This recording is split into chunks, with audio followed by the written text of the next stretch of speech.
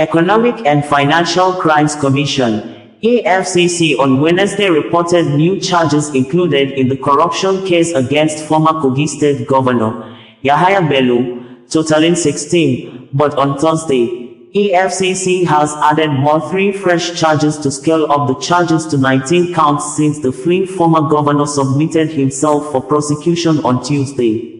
Court reporters have filed in reports on Thursday morning that the Economic and Financial Crimes Commission (EFCC) will today arraign former Kogi State Governor Alhaji Yahaya Bello on fresh charges of alleged money laundering.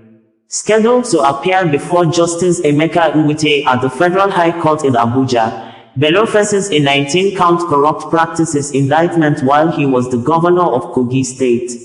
The arraignment, originally slated for January 27 next year, was brought forward after Bello presented himself at the EFCC. On November 27, 2024, Bello was arraigned before High Court in the Federal Capital Territory (FCT) on 16-count charges of alleged breach of trust, which he denied. Bello on Tuesday told the court that it was necessary to prepare for his defense and sought for bail. Justice Marian Aneni, who presided over the case, reserved ruling on the bail application until December 10 and remanded Bello and 2 co-defendants in EFCC custody pending the decision. Before now, EFCC had declared wanted the former governor over allegations that the former governor was sending money out of Kogi State government coffers to foreign exchange marketers to convert the state funds to dollar for the payment of his children's school fees. Details of some of the new charges against Yahaya Bello as stated in the EFCC news release on Wednesday with caption, EFCC arraigns Yahaya Bello for alleged 110.4 billion naira fraud, reads in full below. The Economic and Financial Crimes Commission, EFCC, on Wednesday, November 27, 2024, arraigned a former governor of Kogi State, Yahaya Bello before Justice Marian Aneni of the Federal Capital Territory, FCT High Court, Maitama, Abuja. He was arraigned alongside Umashwaibu Oricha and Abdulsalami Hudu on a 16-count charge bordering on criminal breach of trust and money laundering to the tune of 110.4 billion naira. Count 11 of the charge reads that Yahaya Bello, Umashwaibu Oricha and Abdulsalami Hudu sometime 2022, in Abuja, within the jurisdiction of this honorable court, whilst having dominion over the state treasury, dishonestly used the total sum of 5,698,888 dirhams for the acquisition of a property located at Hotel Apartment Community, Burj Khalifa, Line, B and situate at plot 160, Municipality number 3457562, Skyview Building No 401, Floor 4, Dubai, United Arab Emirates, UAE.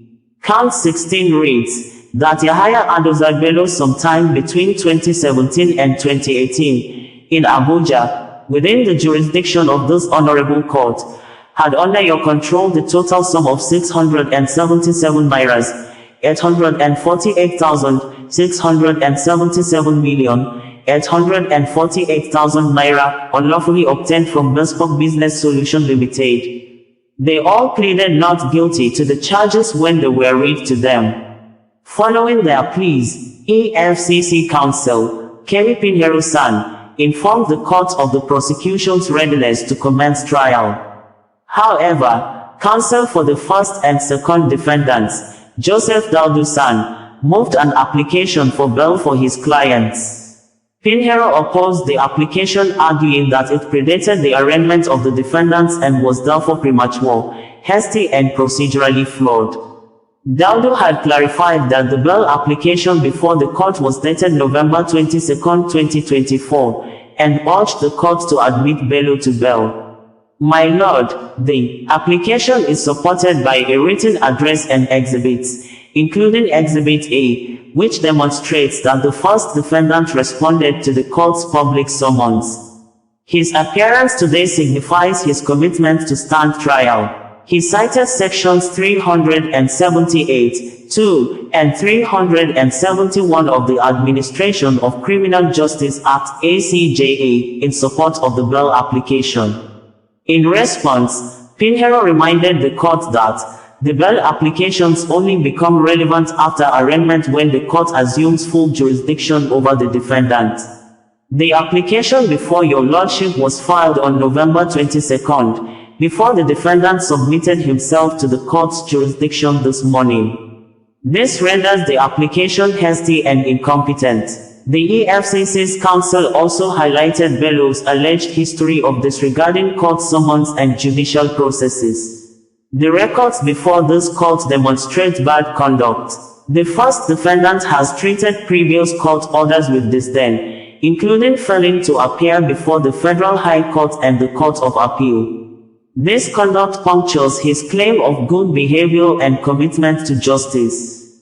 Pinheiro further emphasized the gravity of the allegations, stressing that this case involves over 130 billion naira in public funds, alleged to have been used to acquire properties across Abuja and other locations. Given the defendant's political influence, granting bail poses a significant risk to the integrity of the trial. Counsel to the third defendant also moved for bail, arguing that the application was competent and should be granted. However, Pinheiro opposed, pointing out that the third defendant, who served as a cashier during the alleged fraud and is now a permanent secretary, remains in a position to influence witnesses or repeat the offense. My lord, witnesses in this case are civil servants and subordinates of the third defendant. His continued liberty poses a significant risk to the trial process, he said. Similarly, Pinheiro opposed bail for the second defendant, is still in government service, stating, "My lord, the second defendant is still the Director General at the Government House, the same office implicated in this case. His position creates a likelihood of further interference in the investigation and trial." Justice Aneni ordered that the defendants be remanded in EFCC custody and adjourned the hearing of the bail applications to December 10, 2024. Osazuwa Connedo, bringing you the news in a more digital way.